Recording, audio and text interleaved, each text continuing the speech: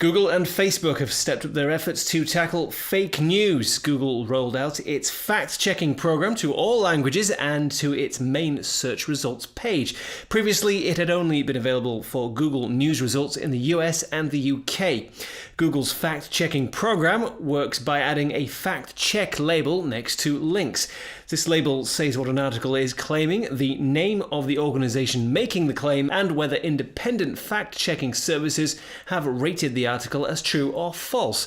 Google commented on the rollout, saying, "As we make fact checks more visible in search results, we believe people will have an easier time reviewing and assessing these fact checks and making their own informed opinions." Meanwhile, Facebook has launched an educational tool in an effort to teach people how to spot fake news articles for themselves.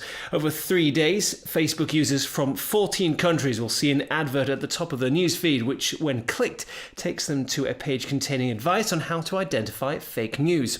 Some of the tips include being suspicious of sensationalist headlines, checking the URL to see if it's a misspelling of a genuine news site, watching out for unusual formatting or manipulated photos, and checking to see if dates and timelines make sense.